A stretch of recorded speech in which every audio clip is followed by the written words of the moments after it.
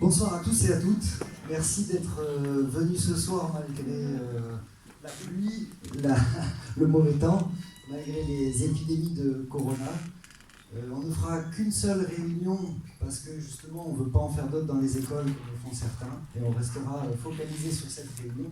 C'est pour ça qu'on a énormément besoin de vous pour faire passer le mot, pour parler à travers la commune, pour expliquer à tout le monde tout ce que vous avez pu entendre ce soir et que ça se sache pour que les Laurentins puissent prendre la décision de voter correctement. Passer 6 ans dans cette opposition n'a pas été une mince affaire.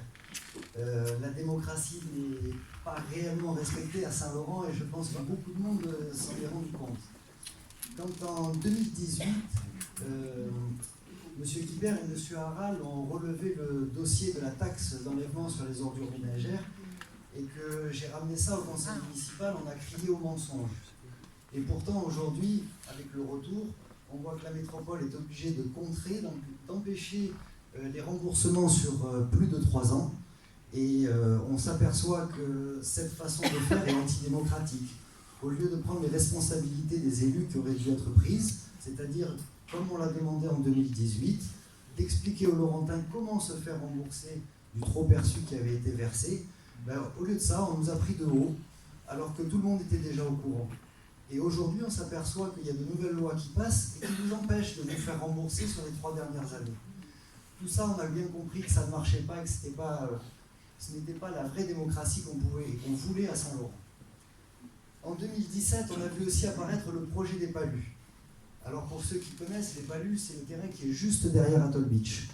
Les Palus, quand le terrain est sorti, on est tombé sur une tour de 36 mètres de haut, 10 étages. On a déjà des exemples de tours en bord de mer.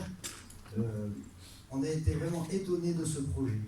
Si on se rappelle bien de ce terrain, ce fameux terrain des Palus, c'était un ancien terrain qui était zone inondable. Il y avait des canards, des joncs quand on était plus petit. Et aujourd'hui, on va y retrouver une tour de 10 étages et 30 000 m² de bâti. Pour rien vous cacher, on est complètement opposé à ce projet et on a la volonté de faire changer les choses. Mais 6 ans dans cette opposition, vous muselle, ça vous prend aux tripes.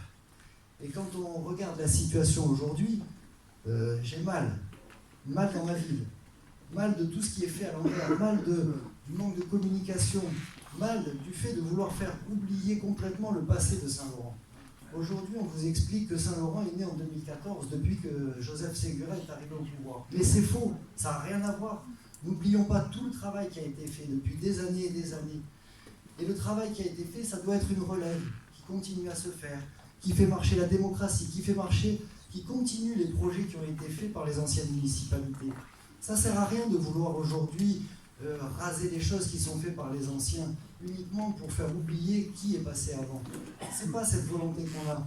Quand je peux traverser la commune et que je vois toutes les plaques qui ont été enlevées, les plaques commémoratives pour tous les gens qui ont fait avancer la commune, ça me fait mal au cœur.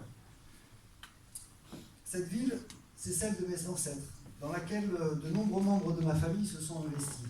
Et il est hors de question que je laisse faire tout ça. Avec le bilan de l'équipe en place, j'aurais surtout honte de vous parler aujourd'hui.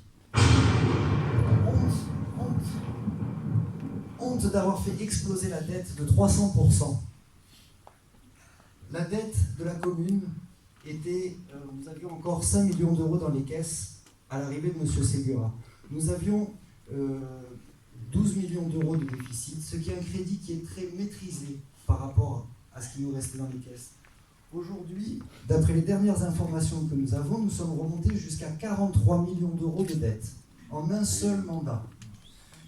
J'espère que vous avez eu beaucoup de transformations dans la commune parce que l'argent n'y est plus, les transformations, je les cherche. J'aurais honte de vous présenter un conservatoire manga qui a coûté 30 000 euros au mètre carré. 30 000 euros, c'est-à-dire 3 millions d'euros pour une maison de 100 mètres carrés. 115 mètres exactement. Je pense que pour ceux qui ont investi déjà un peu sur la commune, ce genre de prix, on ne les retrouve nulle part. Le seul endroit où j'ai pu retrouver ce prix, c'est à la Tour Odéon, à Monaco. Et je pense que nous n'avons pas le même prestige que Monaco. C'est ce qui nous choque énormément dans ce genre de gestion. J'aurais honte de faire de la spéculation immobilière et de maquiller ça par un poumon vert. Nous avions un terrain de 13 000 m² sur lequel plusieurs promoteurs nous ont offert 18 millions d'euros pour la valeur de ce terrain. Vous vous retrouvez aujourd'hui avec un jardin de 5 000 m². Ce jardin vous coûte plus d'1 million d'euros. Alors quand on a un terrain qui fait 13 000 mètres, qui a une valeur de 18 millions d'euros, essayez de m'expliquer comment on peut se retrouver avec un jardin de 5 000 mètres qui vous coûte plus d'1 million d'euros. Le bon sens encore à cet endroit-là aurait été de peut-être continuer les projets qui ont été faits avant et qui étaient par exemple de poser un gymnase à cet endroit-là. On a de grands besoins de gymnase. Alors le maire nous dit que c'est des décisions politiques. On veut bien comprendre les décisions politiques, mais on avait peut-être avec, comme je vous disais, un peu de bon sens, la possibilité de dire, écoutez, on va vendre la moitié du terrain, ce qui va nous générer 9 millions d'euros dans les caisses, on va faire notre jardin de l'autre côté, et avec les 9 millions qu'il y a, on aurait pu faire 9 poumons verts à travers la commune. Ça, c'est du bon sens. On ne parle même plus de politique, on parle juste de gestion en bon père de famille. Et là, on s'aperçoit que finalement, le reste du terrain va être occupé par une opération de promotion immobilière. Mais une opération de promotion immobilière dans ce secteur-là, elle devrait avoir le même prix d'achat de foncier que toutes les opérations de ce secteur. Or, quand on voit que le promoteur rachète à moins de 350 € le mètre carré, ce qui ne correspond même pas au foncier, au social du foncier, au fin fond des Isques, comment vous voulez qu'à cet endroit-là, on puisse avoir les mêmes prix? Pour vous donner une idée, les tarifs qui sont pratiqués sont environ dans ce quartier-là de plus de 1 000 € au mètre carré. Voilà où part votre argent. J'aurais eu aussi honte de vous faire payer la TEOM, alors qu'on était au courant de tout ce qui se passait. Au moment où les gilets jaunes étaient dans la rue et qui se battaient pour nos droits, voilà à quoi on avait droit, on nous masquait tout ça. J'aurais eu honte de détruire aussi nos écoles, pour faire de la spéculation immobilière encore une fois. Nous nous apercevons que la nouvelle école qui a été construite a servi uniquement à une chose, c'est-à-dire à enlever le jardin qui avait été fait par l'équipe en place, uniquement. On nous parle d'avoir fait une école avec 7 classes, dans laquelle on en a fait rentrer 4. Les 3 autres qui manquent sont celles de la gare, qui vont arriver bientôt dans cette école. Et une fois de plus, on va supprimer une école de proximité. On n'a pas encore de projets qui vont être faits à la place de cette école. Mais je peux vous dire qu'on sera vigilant là-dessus. J'aurais honte de porter un projet de 10 étages. Si vous n'avez pas encore vu les visuels, voilà, vous allez pouvoir découvrir de ce qu'on va faire de votre bord de mer. Ah, on nous le cache. On va le retrouver. Mais j'aurais surtout honte d'avoir vendu Saint-Laurent à la métropole. Vous avez eu des augmentations d'impôts qui ont été énormes. Elles ne viennent pas de vous, elles servent à faire baisser les taxes des Niçois. Tout simplement. On augmente les taxes de toute la métropole pour les répartir. Alors du coup, les Niçois, M. Estrosi peut faire une campagne en annonçant « Nous avons fait baisser les taxes ». Oui, mais c'est les Laurentins qui les payent en grande partie. Et tout cela, ça me fait vraiment bondir dans mon corps. J'ai vraiment mal dans ma vie quand je vois tout ça. Quand nous avons fait face à tous ces problèmes-là, nous nous sommes posé plusieurs questions et nous nous sommes dit que faire. Que faire? Parce que partir pour une élection municipale, on avait déjà fait un trajet sur cette élection en 2014 et on sait le travail que ça implique.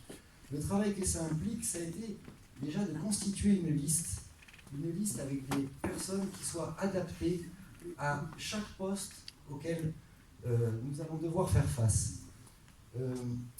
Pour commencer à travailler, nous avons été dans la rue avec toute mon équipe et j'en suis très fier. Je suis très fier de vous tous du travail qui a été accompli. Nous avons été rencontrer les Laurentins et nous avons sorti tout ce qu'il fallait pour comprendre leurs inquiétudes. Leurs inquiétudes, elles ont été vite résumées. On a eu un prospectus, je ne sais pas si vous avez été tous distribués, mais il doit y en avoir encore quelques-uns sur les tables. Et ce qui est ressorti de plus dans les craintes des Laurentins, c'est l'augmentation phénoménale de la dette. C'est une mauvaise gestion.